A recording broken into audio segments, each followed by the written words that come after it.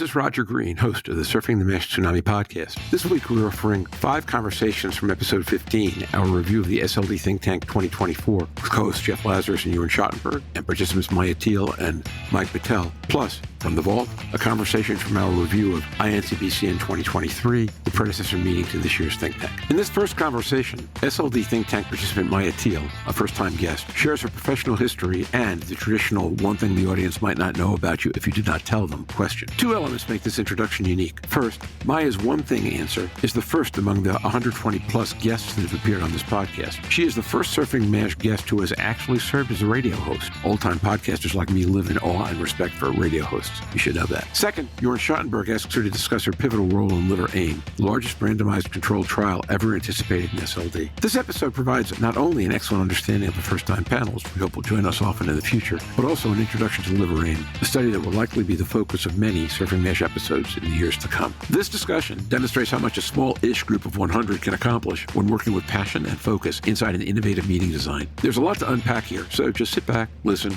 learn, absorb, enjoy, and when you're done, check out and perhaps contribute to the memorial page on our LinkedIn discussion group.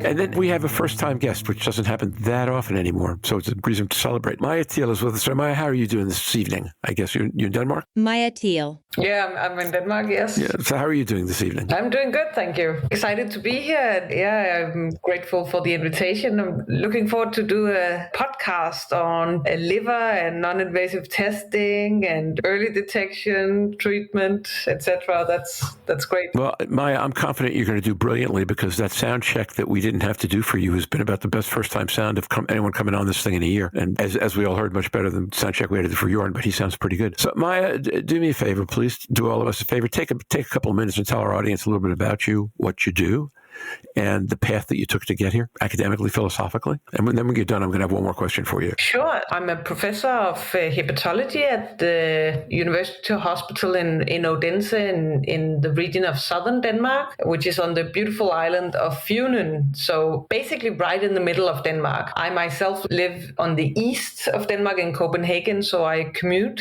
between Copenhagen and Odense and have been doing so for 11 years now. And it all started when I was a young doctor working in a gastroenterology and hepatology department, and I really enjoyed ultrasonography. I enjoyed doing liver biopsies. I enjoyed managing and caring for cirrhosis patients and patients with alcohol-related liver disease especially. And so I met this guy, Alexander Krag, who is now the Secretary General of EASL and was appointed a professor back in 2013 in Odense, and he asked if I wanted to join, and we've sort of had a professional working marriage ever since. So from there, everything really started. I think of my entire career, I've been very keen on working with early detection, really driven by a frustration on, seeing liver disease patients mostly at a very late stage in their disease, and the frustration of not being able to provide,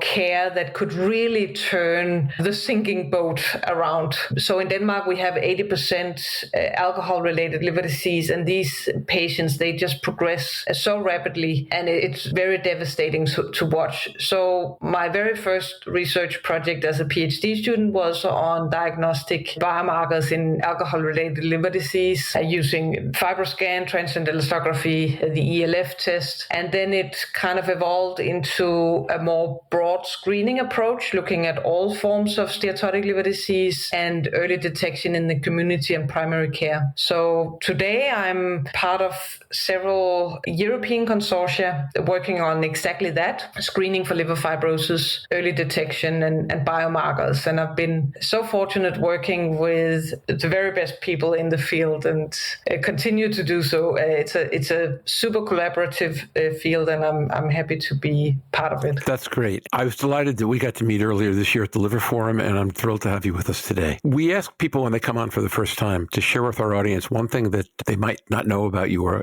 expect about you if you didn't tell them. So what would you like to share with us? Sure. I think it's probably very appropriate. For almost 4 years, I had a second career as a radio host. So I was, for every month, I was doing 1 hour in national Danish radio on everything sort of health related. So I have been kind of the voice of Health Denmark.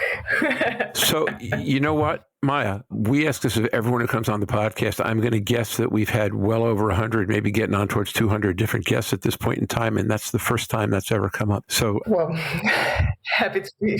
So you are unique. At least in this cast of characters, you are unique. And we've had recording musicians, we've had clowns, we've had all kinds of people, but we've never had a radio host. Jörn Schattenberg.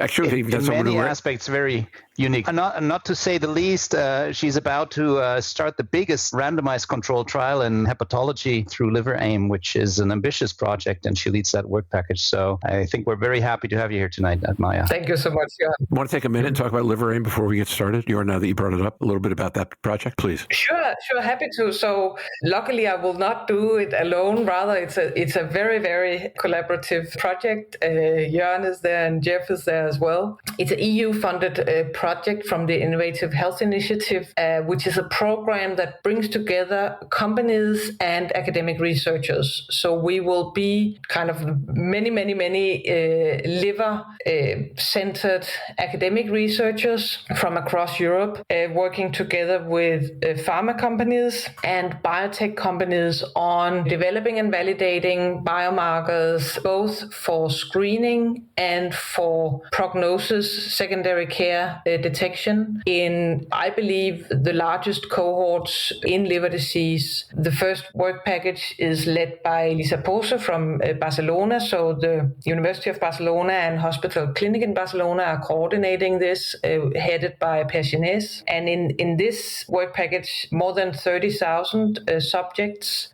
from the primary care and general population will have biobank samples, and we will measure, I believe, 15 different biomarkers. And in the second work package, which Jörn is leading, the core of that work package is the litmus cohort, and there will be a follow-up and again biomarkers, repeated investigations, and then for an approach where we will go out and reach new participants, we will also do, as Jörn mentioned, a randomized control trial, randomizing 100,000 Europeans to liver fibrosis screening or standard of care. And the aim is really here twofold. The first thing is to investigate whether screening for liver fibrosis actually causes a higher detection rate of compensated cirrhosis and advanced fibrosis. But the second part of this study, which I believe is the very interesting part, is that we will follow up after 10 years to investigate whether screening for liver fibrosis improves outcome for those screened. So looking for a reduction in liver-related mortality and a reduction in liver-related hospitalizations. And I think this is really key to show that screening has an effect. And the important aspect here is that we do not only screen for liver fibrosis, we screen and offer treatment. I think this is the only way to do. Again, a good example is you would never do a colorectal cancer screening, do an endoscopy, detect a polyp and not remove it. So screening always needs to be linked to treatment, and this is what we will do and investigate the effect of in the randomized trial. And then there's a whole lot of other stuff going on, which I believe Jess may actually better talk about than I will. Jeffrey Lazarus. Well, I'll just add to that because, of course, it's unbelievable to do an RCT and such a big RCT. The work package I'm leading from IS Global is around the public health issues, the operational readiness. We know what tests to use now. We even know which populations to test, and we don't do it. So why not? What are regulatory issues with the introduction of tests and biomarkers? What kind of readiness is there in terms of digital health? So we'll take a Spanish survey of all liver specialists and extend that across Europe. What kind of digital health interventions, apps, and so on, everything from electronic medical records to much more advanced support are they using? What would they like to use? What kind of education awareness needs are there in the field? And then we're going to do a series of 24 webinars, firstly to raise awareness and then to actually contribute to the recruitment of the trial. So there'll be webinars every quarter until 2030. So it's hard to believe. The year we should be achieving the Sustainable Development Goals, we'll still be doing webinars, at least contractually we will be. So every time I say something like this, Jörn says, don't say this, but I will. I probably won't be doing the podcast by the time the study is done, but somebody will be. Maja, maybe you with radio background. And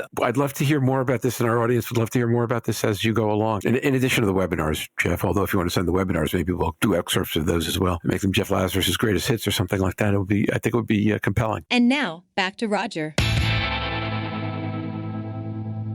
We hope you've enjoyed this recording. If you have any questions or comments about the content of this conversation or the entire episode, please put them in the review section of the page from which you downloaded this conversation, or send an email to me at questions@surfingmash.com. Next week, we plan to preview elements of the EASL Congress, which comes next month in Milan. Until then, stay safe, surf on, see you on the podcast. Bye-bye now.